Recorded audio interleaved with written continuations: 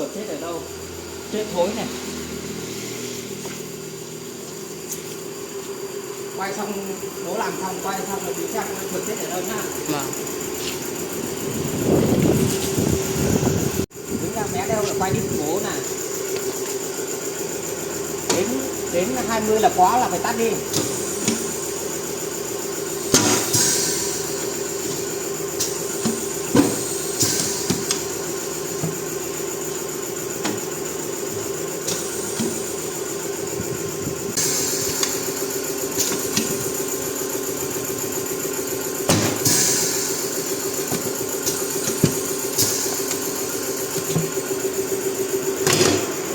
Đừng có trắng mặt và nó bể hình. Muốn dịch chuyển là phải dịch từ từ. Đến nhớ mà đến 20 là quá lắm rồi là phải tắt đi. Quay cái khác.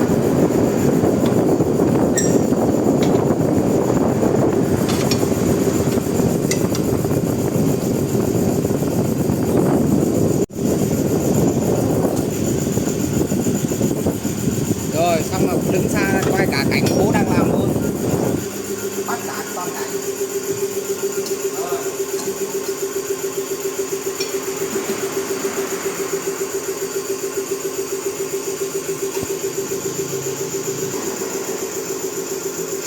Sát vào đây. Quay cảnh.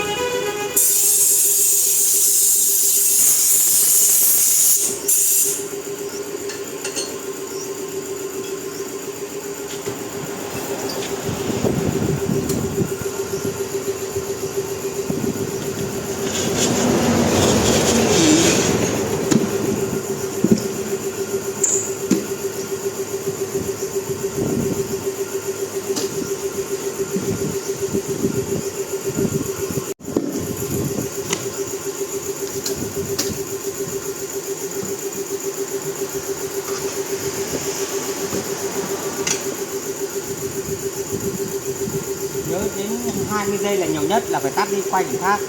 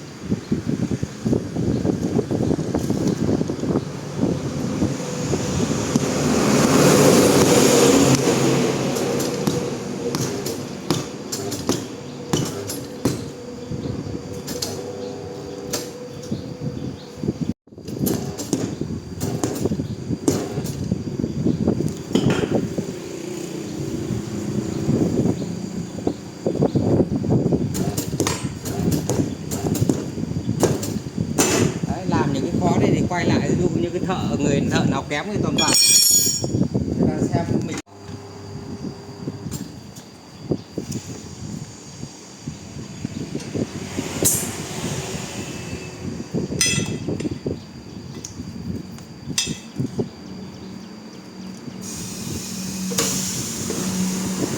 Năm trong nghề rồi.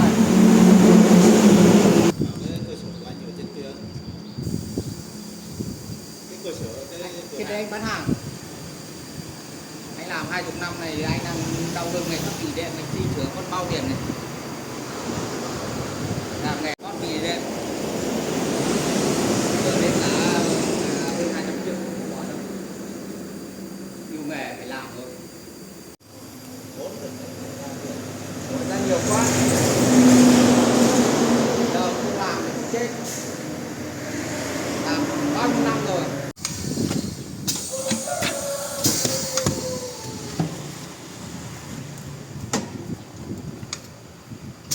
hai thằng đấy giờ mở có kiếm ăn được không?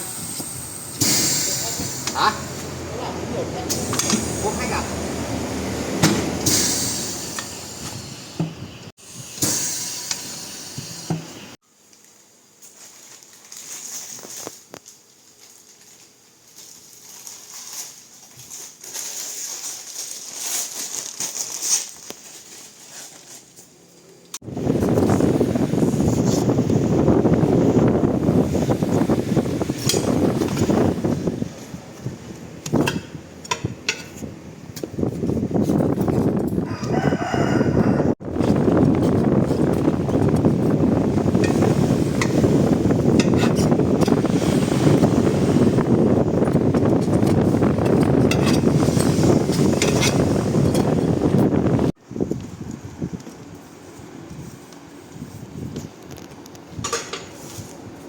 Ấy là tại đi qua đây thấy mạng nó toàn đóng cửa suốt đi. Cái này đúng không? Hả? Cái gì không?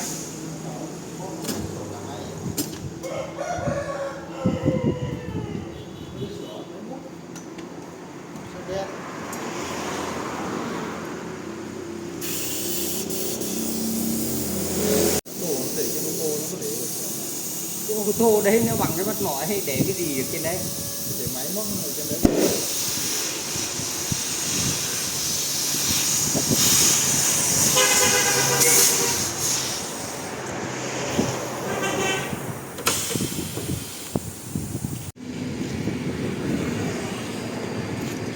Nữa không được quay đi.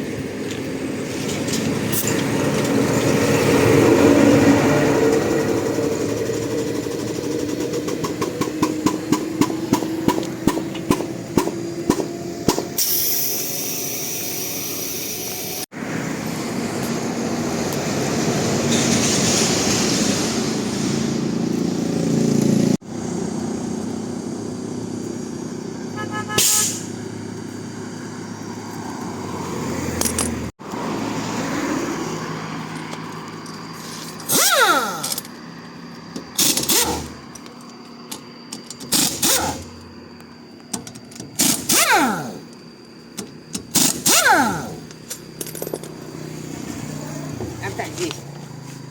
Xem chạy cái gì? Cũng chạy hàng nhà, ai bảo gì chạy đấy.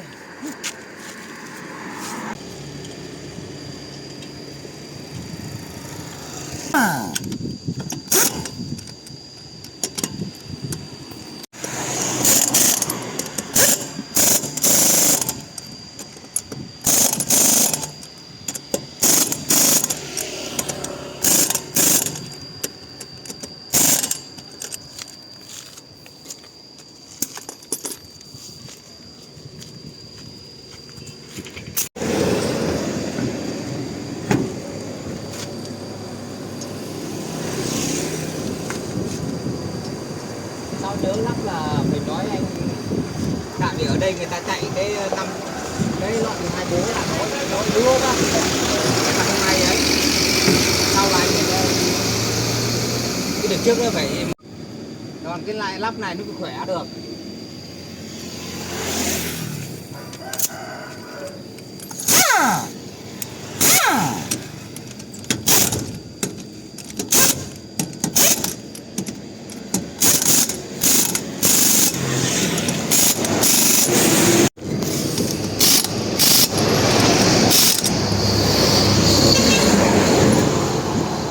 Em lấy cái thằng đây.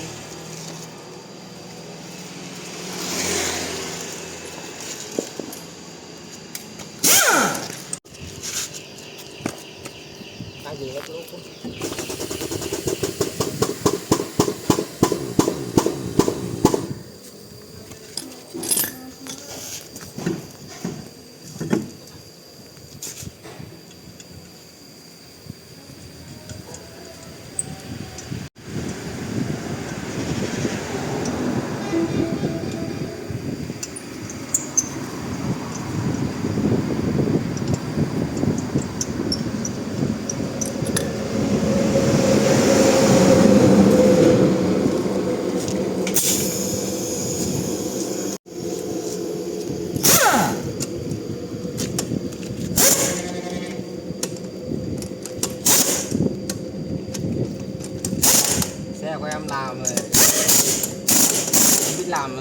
ngoài lùng nó lộn lật xe luôn đấy, không giống xe tải đâu.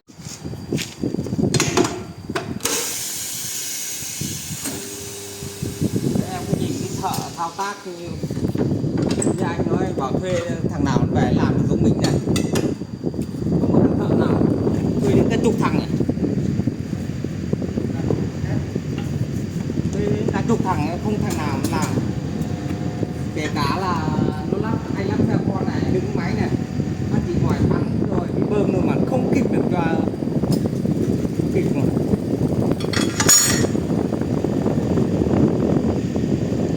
Dòng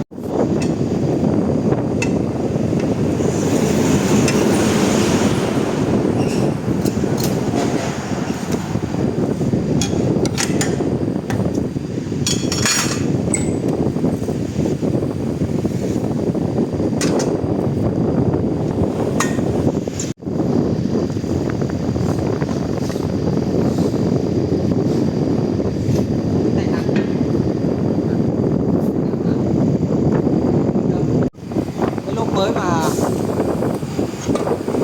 lốp mới á mà nó bị phát là dập lốp hay đi đi đâu hả?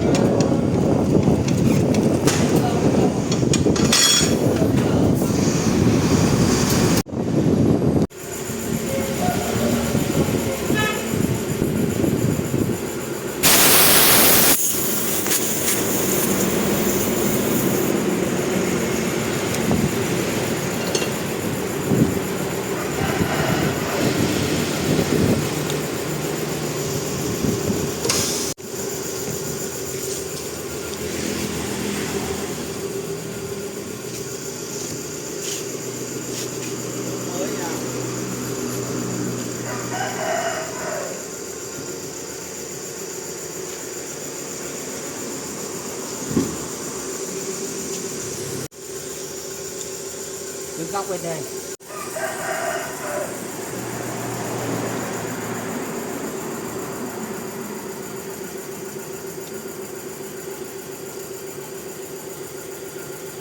Khu nhà đây à? Khu đấy. Ngoài không lấy vợ, nó lấy vợ trước rồi.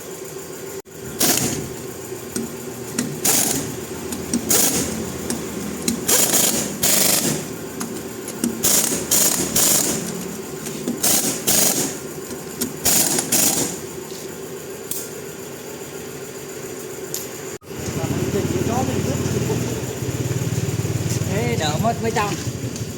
Đỡ không ai cũng đấy đỡ hơn. Mất này phải đi tỉnh thôi.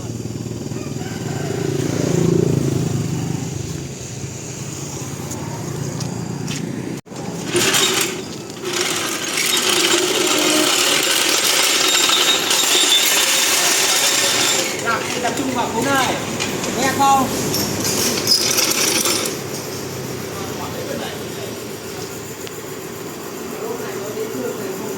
Đổ cho tai nạn à?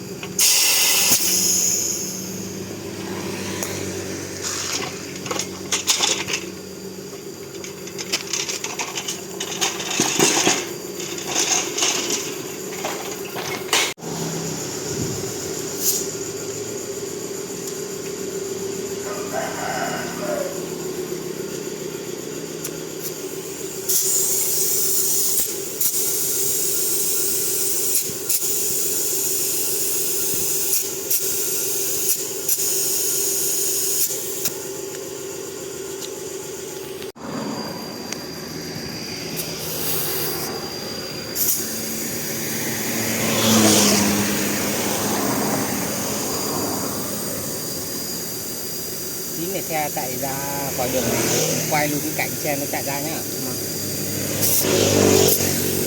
Nghe chưa?